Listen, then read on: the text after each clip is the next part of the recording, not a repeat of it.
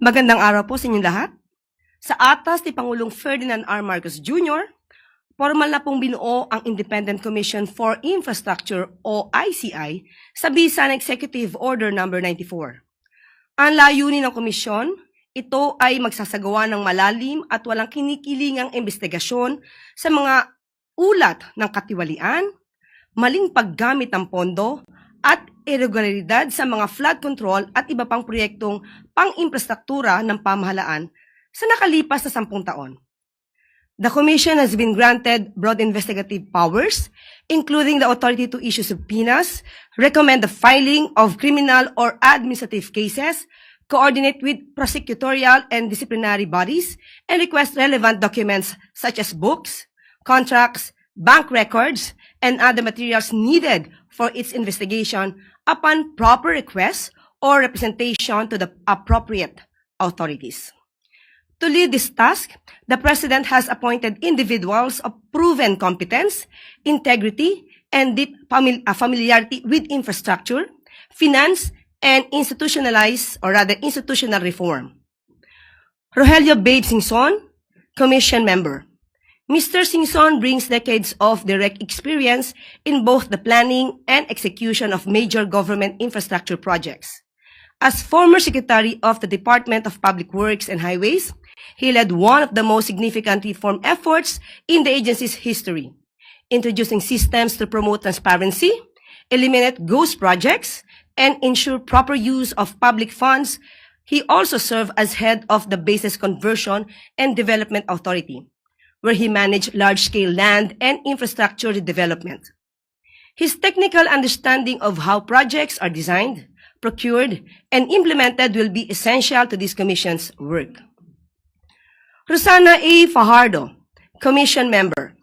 Ms. Fajardo is a certified public accountant and currently the country managing partner of SGB & Company, the Philippines' largest professional services firm. She has over 3 decades of experience in auditing, internal controls, and risk management, especially in identifying weaknesses in financial systems and operational processes. She has worked across both public and private sectors to help organizations defect fraud, strengthen governance, and build more accountable institutions.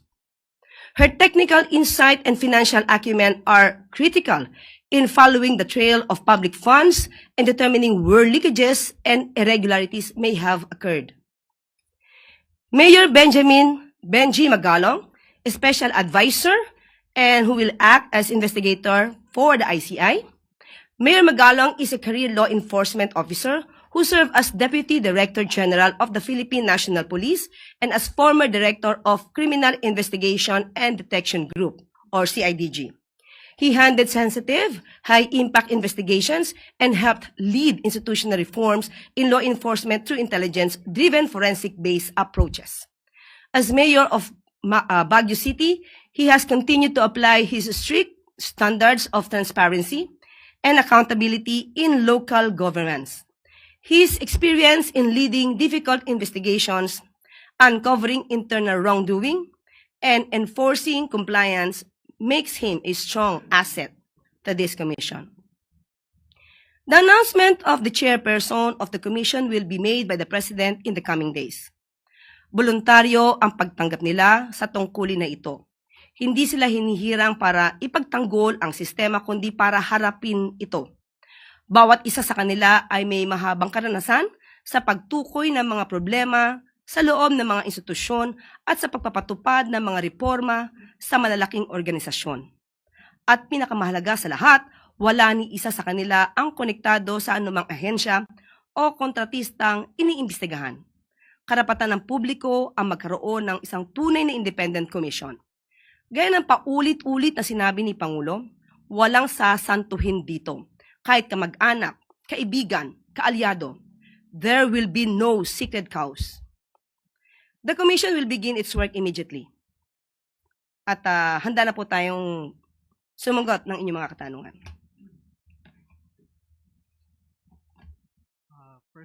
First question po from Sam Medinilla, Business Mirror.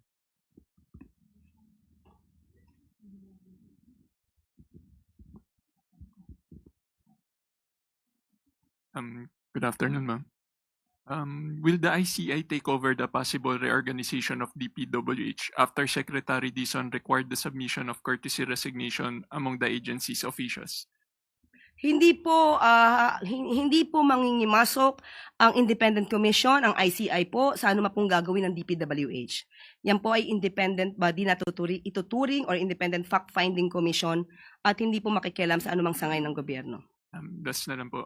Will there be a suspension in the implementation of DPWH flood control projects and other public works while its officials are being vetted?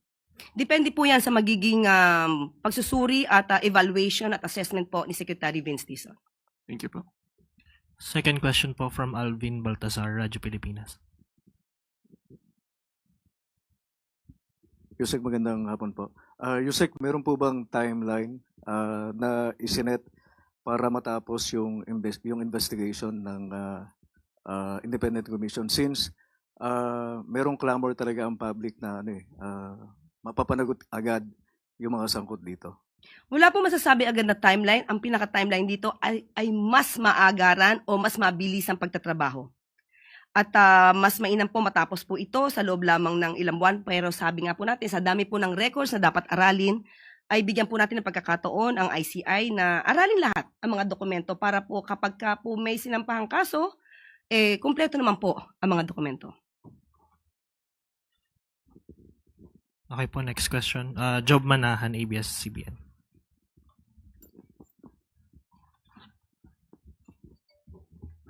Hello po, Yusek. Yusek, bakit pinili ni President yung mga naturang members doon sa panel? And ano po yung assurance na truly independent itong mga nabanggit na ito? Katulad nung binanggit natin kung ano-ano ang kanilang mga skills, ang kanilang mga expertise, at hindi po ang mga taong itong nabanggit natin ay hindi naman po namumulitika. Kaya po, asahan po ng taong bayan na pinili po ito ng Pangulo para po mas maging malalim ang pag-iimbestiga sa pamamagitan ng mga taong masasabi nating competent po sa kanilang magiging trabaho. Follow up lang, Yusek. Si Baguio City Mayor Magalong ay advisor dito sa panel. Paano kaya ito, sabihin natin, makaka-affect sa current duties niya bilang Baguio City Mayor, knowing na malaki itong i-handle niya? Siguro po si Mayor Benji Magalong na po ang makakasagot po niyan, pero pinili po naman po siya bilang special advisor po para po sa ICI. Okay po, last question po. Gilbert Perdes, DWIZ. Magandang hapon po, Yusek. Nabanggit po, iniugnay po ni Senador Ping Lacson, si dating DPWH Secretary Manuel Bunuan, sa isang kontraktor po mula po sa Bulacan. Ito ho ba ay alam na ho ng Pangulo at ano hong reaction dito ng Presidente po? May reaction ho ba yung Malacanang dito? Opo, nalaman na po ito dahil nga po ito'y na-report na rin po ni Secretary Vince Dizon. At sinabi po natin kanina, walang kaibigan, walang kaalyado, walang kamag-anak, lahat po na dapat imbestigahan ay iimbestigahan. Thank you po.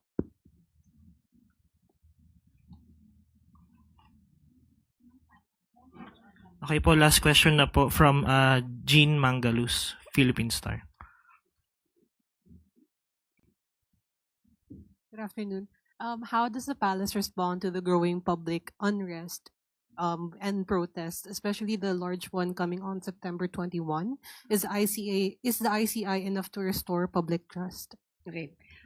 First of all, the President will always respect this freedom of expression.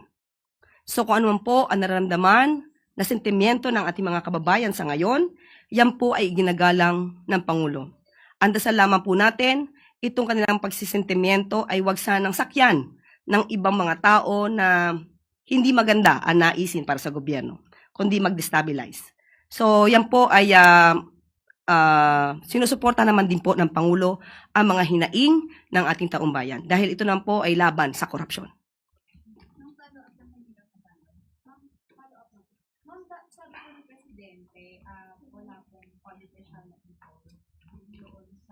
Mike. Quick follow-up lang po kay Mayor Benji Magalong. Sabi po ni Presidente, hindi po siya maglalagay ng politician doon sa body. clarify lang po kung bakit po napili si Mayor Benjamin Magalong. And meron rin po kasing sinasabi si Congressman Zaldico na medyo may doubt kung si Mayor Magalong yung involved sa body dahil kung ano-ano na raw po yung sinasabi sa media bago pa mag-start yung investigation ng Independent Commission. Ang magiging papel po ni Mayor Benji Magalong ay special advisor. Hindi po siya kasama doon mismo sa 3-member commission. At malaking magiging tulong din naman po kung anong po ang nalalaman ni Mayor Benji Magalong. So bigyan po natin siya ng pagkakataon. At ang pagkakataon pong ito ay dapat niyang ipakita sa taong bayan para mapagsilbihan kung anong interes ng taong bayan. Thank you po, Malacanang Press Ma'am, Corps. follow up lang din po, ma'am. Isa lang po, ma'am. Ma'am. Ah. Ma'am, bakit po si Mayor Magalong po ang napiling mag-investiga para sa Independent Commission considering marami pa naman pong ibang mga law enforcement na mga officers ang pwedeng mag-imbestiga at mapabilang po doon sa Independent Commission? Katulad ng sinabi natin, special advisor po ang papel mismo ni Mayor Benji Magalong. So, dun po ang kanyang papel. Hindi po siya miyembro ng komisyon. Okay. Mag-iimbestiga po siya, ma'am. Kung ano man po ang makukuha niya sa pamamagitan ng kanyang effort, maaari niya po itong ibigay mismo sa ICI. Thank you po, Malacanang Okay. Press Corps. Okay, salamat.